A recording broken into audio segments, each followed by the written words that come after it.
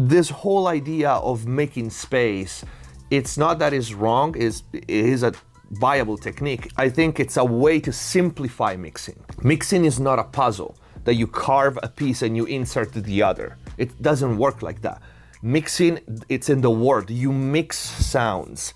They overlap. They will always overlap to some extent. They have to overlap, otherwise your mix sounds skimpy and it sounds like all detached. And so you want to cut those lows on the sides to gain more headroom or make your kick and bass better, or because everybody says you have to. But cutting those lows make things better or just rob you from power and energy? Let's analyze it.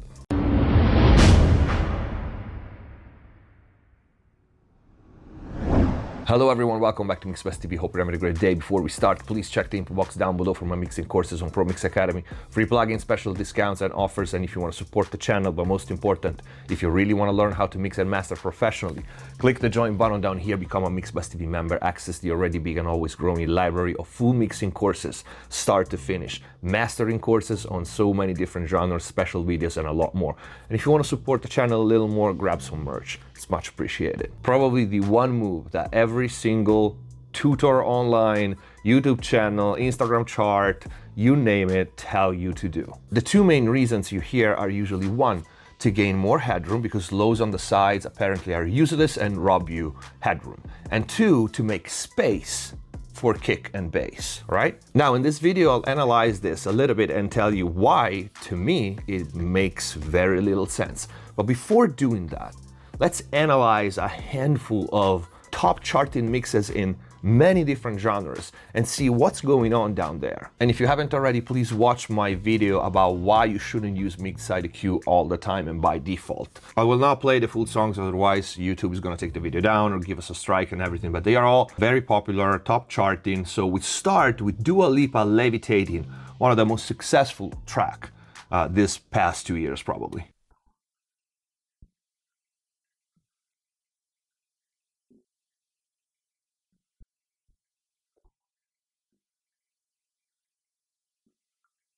I'm cutting at 35 on the sides, which is usually what you see in the charts and all the mixing courses and so on. There's quite some stuff over there. And granted, I'm using a 12 dB octave, but even in case you would have to do something like that on a mix, you wouldn't use a steep low because that's gonna cause even more artifacts.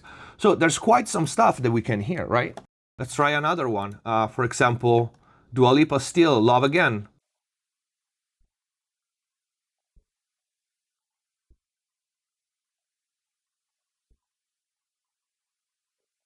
There's parts of the kick, there's bass, there's synth stereo bass. As for the reason as to why we hear even higher ranges, again, go back to my video on mid-side EQ and mid-side processing that we released last week. Let's change genre, we go one of my favorite bands, Parkway Drive, Romance is Dead.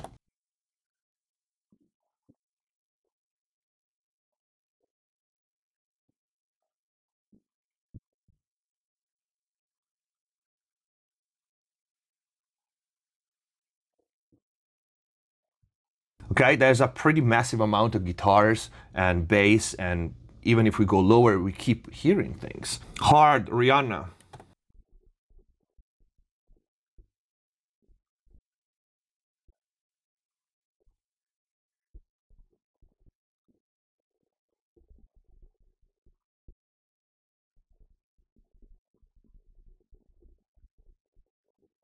This synth right now, only listening to the side, is making my little monitors vibrate. That's how much is there on the side. Think if you were to cut that. Drowning Pool, let the bodies hit the floor some years back.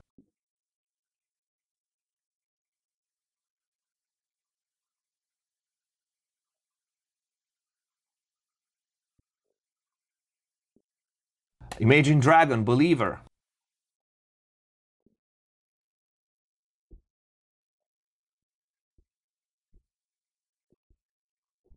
Eminem feat Lil Wayne, No Love.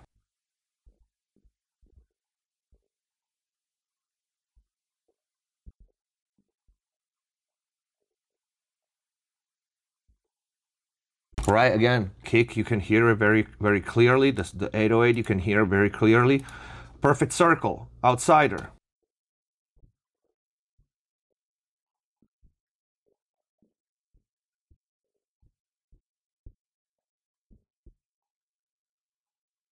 Okay, especially Perfect Circle is a good example of how there's this natural room sound and bigness in their records. Depeche Mode, John the Revelator.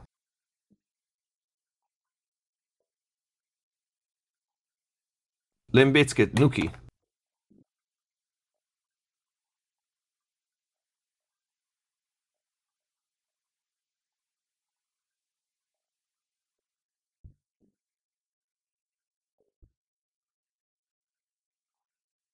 Take a look around.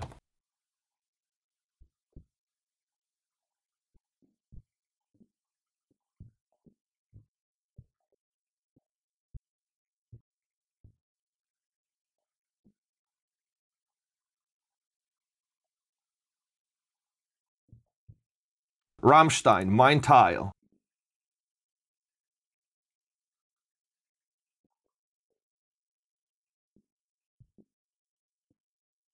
Korn, You'll Want a Single.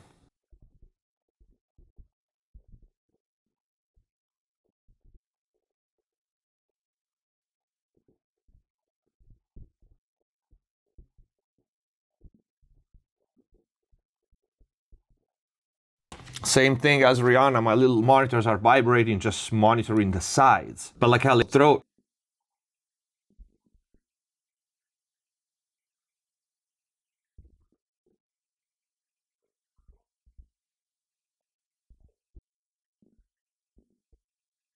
And again, I think especially this last one is a very good example. You hear there's a one explosion that I added on this, and that one is very stereo, and you can hear it coming right now.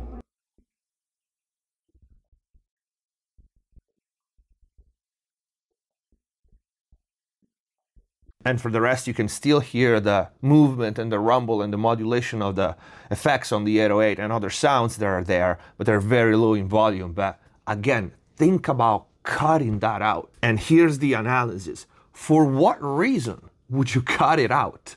Because look at the level of it.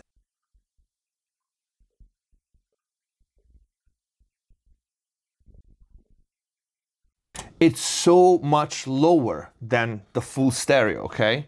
If we play it right now, let me turn the volume down. Right, is up here. If I click here on the sides, right, it's so much lower, right? This is to show what? To show that you really think that that little level in that range will rob you from headroom? It won't. It will not. And even if, let's say, summing all the things and all the variables, it would allow you to push your mix into limiting, because this is the only thing we're talking about here when we talk about headroom. It would be what? Half a dB, 0.5 dB, let's say even 1 dB less into limiting, which is not the case, because your center image, and especially the low end, it's so much louder. And you want to tell me that the limiter will crap out because there's a little bit of side information on the lows instead of the massive information and many times uncontrolled in the mid channel? No, that's why the limiter starts to crap out.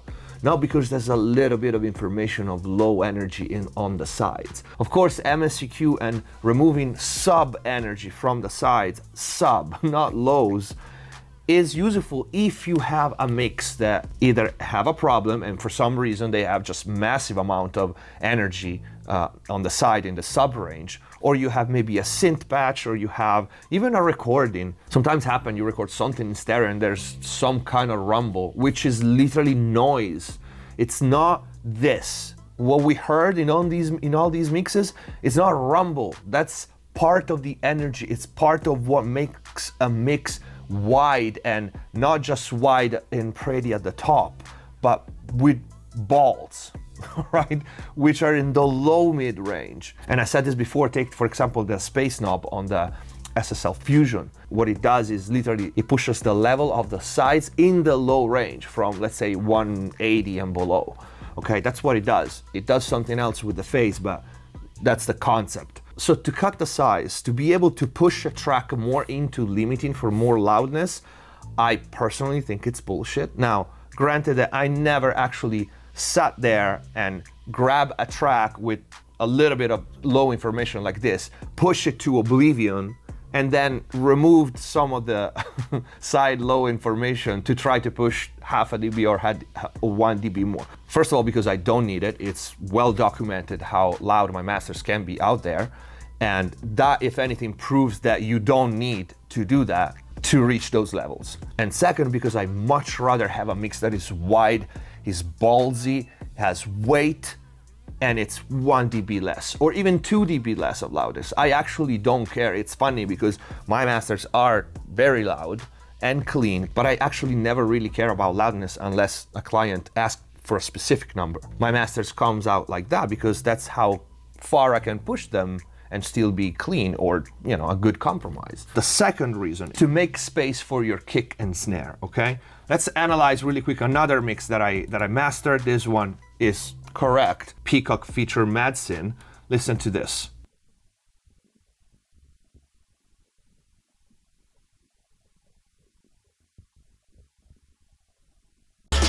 Peacock and Masterson. Ha! Feel the rush of adrenaline. Yeah! Pull back again. Pump the right medicine. Big. You hear how big those chords are. And this brings me to the other point, which is people want to make sure that you make space for your kick and bass, okay? First of all, what other instruments, like how many instruments you have that go down to 20? Because that's a production problem, it's not a mixing problem. But let's say you have a patch or whatever, a sample, and you have that much energy. Why would you cut it on the side? That's my question, because when we talk about another subject in mixing, for example, double vocals or synths versus vocals, right? Anything that is in the mid-range. People always say, oh, pan this one side or another so it gets out of the way of the lead vocal, which is a good advice actually, right? So why the sub or low energy on the sides would bother your kick and snare that they are mono? If panning works for the mid-range, why it doesn't work for the sides? And this whole idea of making space, it's not that it's wrong, it is a viable technique. I think it's a way to simplify mixing. Mixing is not a puzzle that you carve a piece and you insert the other. It doesn't work like that. Mixing, it's in the word. You mix sounds. They overlap. They will always overlap to some extent. They have to overlap, otherwise your mix sounds skimpy and it sounds like all detached. That's why mixing is hard, because it's not like doing a cutout and inserting one element into the holes. Mixing doesn't work like that. And granted, some genres have a higher degree of separation because it's the style, but it's never like that. It's never in isolation. Otherwise, we would mix in solo every element and then put together and everything would sound like a record. And it doesn't. Why? Because of this, because there's masking, because there's overlapping frequencies. And if you're worried about making space for your kick on the side, what about kick and bass? They're on the mono channel both, and they are on the same frequency. You do sidechain, right? And some people carve out on the bass to make space for kick. Again, this is unless you receive a mix, you receive a song to mix that they picked two samples, or two sounds, a kick and a bass, that they are right there, both of them, which is a mistake, it's a production mistake. It's not really a great move. I'm not saying that is wrong, and we all do it to some extent, but to narrow mixing down to that, like this is how you mix the low end. You carve out from the bass what you have on the kick and you clean the sides. And then you end up with a skinny, thin low end and a track that has no power. So yes, I think of course there is a place for such thing, cutting the lows. But for the most part it should be done, first of all, on single tracks. And maybe again, you have a sample, you have a synth, a patch that comes with like massive low end. Maybe you use saturation on something and that could bring up excess sub energy on that element.